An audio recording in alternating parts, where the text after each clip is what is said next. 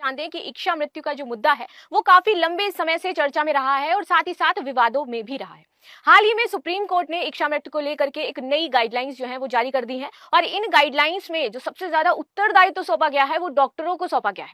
यहाँ पर ये कहा जा रहा है कि डॉक्टर्स ये फैसला ले सकते हैं कि उनको पेशेंट्स को इच्छा मृत्यु देनी है या नहीं देनी है, ये उन पर डिपेंड करता है। आप सभी जानते हो ये जो इच्छा मृत्यु है, यूथनेसिया जिसे हम इंग्लिश में कहते हैं, ये दो तरह की होती है, एक एक्टिव यूथनेसिया, एक पैसिव यूथनेसिया। जहां पर क्या किया जाता है, एक्टिव यूथनेसिया में आपको जो मरीज है उसको कुछ जहरीला पदार्थ देकर के मार देना, this is called active euthanasia. और पैसिव यूथनेसिया में ये होता है कि उसका जो लाइफ सपोर्ट सिस्टम है उसे हटा देना। तो जो हमारी गवर्नमेंट है वो पैसिव यूथनेसिया को सपोर्ट करती है, ना कि एक्टिव यूथनेसिया को, और पैसिव यूथनेसिया में ही आपकी ये गाइडलाइंस जारी करी गई हैं। चलिए इन्हीं को हम डिटेल में डिस्कस कर, तो बिना किसी देरी के देख लेते हैं भाई न्यूज क्या थी। तो डॉक्टरों की निगरानी में इच्छा मृत्यु को लेकर के गाइडलाइंस जारी करी है। स्वास्थ्य मंत्रालय ने कहा कि मरीज का लाइफ सपोर्ट हटाया जाए या नहीं, ये 4 शर्तों पर तय किया जाएगा। यदि आपको पता हो तो कुछ दिन पहले एक दंपति थे जो अपने बेटे के लिए इच्छा मृत्यु की मांग कर रहे थे। उनका बेटा 13 साल से बेड पर लेटा हुआ था, बस उसके लाइफ सपोर्ट सिस्टम लगा हुआ था 13 साल से, और वो ये चाहते थे कि अब मेरे बेटे को मुक्ति मिल जाए। फाइनली हाई कोर्ट ने जो था उनका ये जो मामला था उसको वहीं पर खारिज कर दिया था, उन्होंने इसकी इजाजत नहीं दी थी। फिर उसके बाद वो सुप्रीम कोर्ट गया, सुप्रीम कोर्ट ने बाद में ये गाइडलाइंस अपनी जारी करी है। ठीक है, आगे आ जाते हैं। देखिए, केंद्रीय स्वास्थ्य मंत्रालय ने निष्क्रिय इच्छा मृत्यु यानी कि गंभीर रूप से बीमार मरीज, ठीक है, लाइफ सपोर्ट सिस्टम को लेकर के नई गाइडलाइंस आपकी ड्राफ्ट करी है। तो यहाँ पर ये बोला गया है कि जो निष्क्रिय इच्छा मृत्यु है इसको लेकर के नई गाइडलाइंस आई है, वो भी किसमें, जो उनको लाइफ सपोर्ट सिस्टम के थ्रू क्या करते हैं, जीवित रखते हैं। आगे आ जाते हैं। इसमें कहा गया है कि डॉक्टरों को कुछ शर्तों को ध्यान में रख करके बेहद सोच समझ करके ये फैसला लेना होगा कि मरीज का लाइफ सपोर्ट सिस्टम हटाया जाना चाहिए या नहीं हटाया जाना चाहिए। तो यहाँ पर एक बहुत बड़ी जो जिम्मेदारी है वो डॉक्टर्स पर आ गई है और डॉक्टर्स इस चीज का विरोध कर रहे हैं। डॉक्टर्स का कहना है कि हम इस चीज के लिए रेडी नहीं है कि कोर्ट ये कह दे कि पूरा का पूरा जो दायित्व है हमारे कंधों पर है, क्योंकि हमें लेकर के आए दिन आप देखोगे कि कोई ना कोई खबरें आती हैं, लोगों ने अस्पताल तोड़ दिया, अस्पताल जला दिया, वहां पर डॉक्टर को पीटा है, मारा है, वहां पर कार्रवाई कर दी गई है। तो इस तरीके की चीजें देखने को मिलती है, क्योंकि कई बार कहा जाता है कि डॉक्टर्स ने जानबूझ करके मेरे पेशेंट को मार दिया। ठीक है, तो अब अगर ऐसा हो जाएगा कि आप ये जिम्मेदारी हमारे कंधों पे डाल दोगे कि हमें ये तय करना है कि उसका हमें लाइफ सपोर्ट सिस्टम रखना है या फिर हटाना है, तब तो हमारे ऊपर ना जाने कितने मुकदमे हो जाएंगे और हमारा जीना जो है वो दुश्वार हो जाएगा।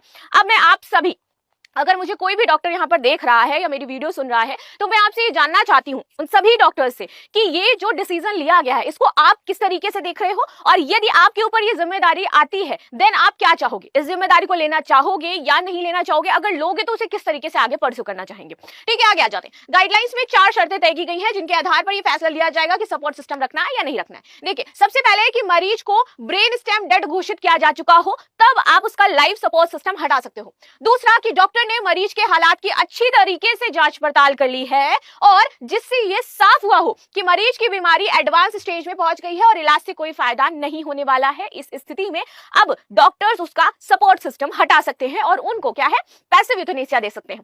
तीसरा, मरीज परिजन की तरफ से लाइफ सपोर्ट जारी रखने से इनकार कर दिया गया हो, यदि उसका जो मरीज है और मरीज के जो परिजन है, घर वाले, उनका कहना है कि अब भाई हम आगे परस्यू नहीं कर पाएंगे, ठीक है, तो आप इसको हटा सकते हो। चौथा यहाँ पे किया गया है कि लाइफ सपोर्ट हटाने की प्रक्रिया सुप्रीम कोर्ट की तरफ से तय किए गए दिशा निर्देशों के तहत की जाए, और जो सुप्रीम कोर्ट ने दिशा निर्देश तय किए हैं उसी अकॉर्डिंग यहाँ पर इस प्रोसेस को आपको फॉलो करना होगा। तो ये 4 शर्तें फाइनली यहाँ पर डिसाइड करी गई हैं कि कैसे हमें इस एक पेशेंट को निष्क्रिय जो आपकी इच्छा मृत्यु है वो देनी है। आगे आते हैं। इन गाइडलाइंस में डॉक्टरों में तनाव बढ़ गया है। ठीक है, जो डॉक्टर्स हैं वो तनाव में आ गए। डॉक्टर्स का यहाँ पर सीधा सीधा ये कहना है कि भाई हम जो आपने ये गाइडलाइंस जारी करी है इसको लेकर के जो मेडिकल फैटर्निटी है इसमें असंतोष देखा जा रहा है। हम नहीं चाह रहे हैं कि हमें ये जिम्मेदारी दी जाए। अगर ऐसा होता है तो हम आए दिन कानून की जांच के दायरे में आते रहेंगे, हमारे ऊपर कोई ना कोई मुकदमा करता रहेगा।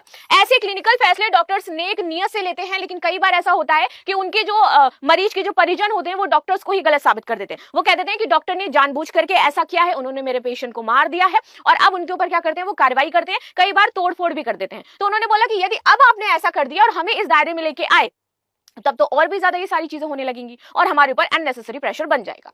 ऐसे हर केस में मरीज के परिजन को स्थिति समझाई जाती है और पूरी जानकारी दी जाती है। हर पहलू पर अच्छे से गौर करने के बाद ही फैसला लिया जाता है। ऐसी गाइडलाइन बनाना और कथित तौर पर ऐसा दावा करना कि डॉक्टर गलत फैसले लेते हैं या फैसले लेने में देर करते हैं, ये हालात को गलत तरीके से दिखाता है। ठीक है, पहले ही ये नजरिया और धारणा बनी हुई है कि बिना मतलब के ही मशीनों का इस्तेमाल किया जाता है, इससे जिंदगी को बढ़ाया जाता है और वो लोग क्या करते रहते हैं, बेड चार्ज लेते रहते हैं जबरदस्ती का। IMA इस डॉक्यूमेंट को पढ़ेगा, यहाँ पर बोला गया इंडियन मेडिकल एसोसिएशन जो है पूरी तरीके से जो गाइडलाइंस है, डॉक्यूमेंट्स है, इनको पहले पढ़ेगा, फिर उसके बाद ड्राफ्ट गाइडलाइन के रिव्यू की मांग करते हुए अपने विचारों को यहाँ पर शेयर करेगा। उसने बोला कि ठीक है, आपने मेरे लिए जो गाइडलाइंस बनाई है उसको मैं देखूंगा, लेकिन पहले रिव्यू करूंगा और मुझे इसमें कुछ सुधार चाहिए, इसके बाद ही हम इस फैसले पर पहुंचेंगे। ठीक, आगे आ जाते हैं। क्या है टर्मिनल बीमारी? यहाँ पर टर्मिनल बीमारी को भी कोट किया गया था कि यदि किसी को टर्मिनल बीमारी है तो वहां पर लाइफ सपोर्ट सिस्टम हटा दीजिए। अब कैसी होती है टर्मिनल बीमारियां, चलिए ये समझ लेते हैं। देखिए, स्वास्थ्य मंत्रालय के ड्राफ्ट के मुताबिक टर्मिनल बीमारी को ऐसी अपरिवर्तनीय या फिर लाइलाज स्थिति के रूप में, यानी कि इसका कोई इलाज नहीं है, लाइलाज हो चुका है, स्थिति के रूप में परिभाषित किया जाता है, उन्हें हम टर्मिनल बीमारी कहते हैं, जिसके निकट भविष्य में मृत्यु की बड़ी संभावना रहती है। इसमें वे गंभीर मस्तिष्क चोटें भी शामिल है जिनमें 72 घंटे या उससे अधिक समय तक कोई सुधार नहीं दिखता है। आगे आ जाते हैं। ड्राफ्ट के मुताबिक आईसीयू में कई मरीज टर्मिनली बीमार होते हैं और उनके लिए लाइफ सस्टेनिंग ट्रीटमेंट जैसे कि mechanical ventilation, vasopressors, dialysis, surgical procedures, transfusion, parenteral nutrition या फिर extracorporeal membrane oxygen therapy से कोई लाभ होने की संभावना नहीं होती है। तो इस स्थिति में जो ये सपोर्ट सिस्टम इनको दिए जा रहे हैं, आप इनको क्या कर सकते हो, हटा सकते हो। और ये जो गंभीर बीमारियां हैं ये क्या करती हैं कि जो मरीज है उसको भी बहुत ज्यादा तकलीफ देती हैं। ठीक है, जैसे आपकी ये जो बीमारियां हैं जिनके बारे में मैंने पहले कोट किया, तो ये बहुत ज्यादा पेशेंट्स को अंदर से झकझोर करके रख देती है, उनको दर्द महसूस होता है। उस स्थिति में उन्हें ये लगता है कि इससे अच्छा तो मैं मर जाऊं, और तब वो जाकर के गुहार लगाते हैं कि प्लीज मुझे पैसिव यूथेनेसिया दे दीजिए। ठीक है, आगे आ जाते हैं। ड्राफ्ट के मुताबिक ऐसे हालात से एलएसडी मरीज को फायदा नहीं पहुंचते हैं बल्कि उनकी तकलीफ बढ़ा देते हैं और इसीलिए उन्हें ठीक नहीं माना जाता है। इसके अलावा ये ट्रीटमेंट मरीज के परिवार का इमोशनल स्ट्रेस भी बढ़ाते हैं। प्रोफेशनल जो केयर गिवर्स हैं इनके लिए नैतिक संकट भी खड़ा कर देते हैं। ऐसे मरीजों के लिए जो एलएसडी है इसको हटाना दुनिया भर में आईसीयू केयर का स्टैंडर्ड माना जाता है और इसे कई जगह पर कानूनी मान्यता भी दे दी गई है कि अगर ऐसा है तो आप उसको हटा दीजिए और पेशेंट को मुक्त कर दीजिए जो वो दर्द महसूस कर रहा है और जो उसके परिजन इमोशनली ऐसा फील कर रहे हैं। आप जब हॉस्पिटल जाइए तब आपको पता है कभी कभी बहुत ज्यादा थैंक्स बोलना चाहिए गॉड को whenever you enter any hospital. और जब आप लोगों को देखते हो ना, जब मैं एम्स जाती हूँ, कई बार जब मेरा ट्रीटमेंट हो रहा था ड्यू टू सम रीजंस, तब मैं जाती थी तो मेरे कुछ लोग थे तो मेरे को वहां बैठना नहीं पड़ा, कभी नहीं बैठना पड़ा। मेरे बहुत अच्छे दोस्त है तो वो मेरा क्या नंबर लगा देते और मैं चली जाती थी। ठीक है, ये गलत भी है, ऐसे मैं मानती हूँ कि हाँ ये गलत है, बट एक सर्टेन सिचुएशन में वो लोग मुझे जानते हैं तो वो मेरे को जाने देते थे।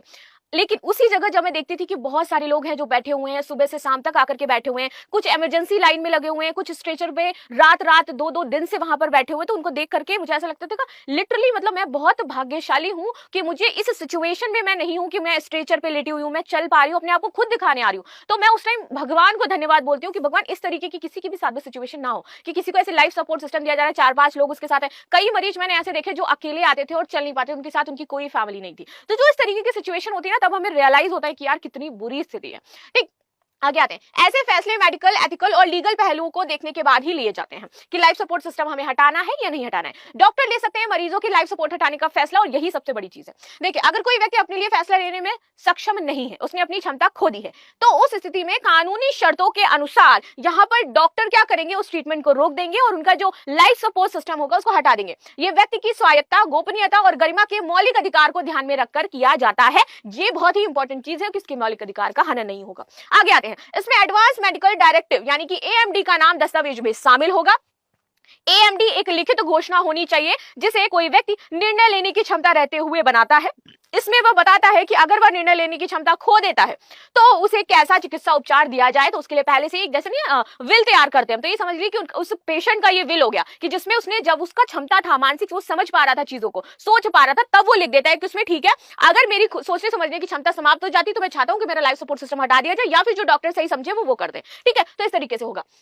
तीसरा, अगर किसी मरीज के निर्णय लेने की क्षमता नहीं होती है तो लाइफ सपोर्ट सिस्टम हटाने का प्रस्ताव कम से कम 3 डॉक्टरों के एक प्राइमरी मेडिकल बोर्ड की सहमति से दिया जाना चाहिए, यानी कि 3 डॉक्टर सहमत होने चाहिए। इस बोर्ड को मरीज की बीमारी, मौजूदा मेडिकल ट्रीटमेंट, इलाज के अन्य विकल्प और इलाज जारी रखने या ना रखने के परिणामों के बारे में परिजन को पूरी जानकारी देनी होगी कि हम इलाज की जानकारी देंगे, नहीं देंगे, रखेंगे, नहीं रखेंगे। तो मतलब पूरी तरीके से परिजनों को एक पॉइंट समझाना होगा। ये डॉक्टर्स की रिस्पॉन्सिबिलिटी होगी, यहाँ पर बोला गया है। आगे and last, primary medical board के फैसले को 3 डॉक्टरों के सेकेंडरी मेडिकल बोर्ड के पास भेजा जाएगा।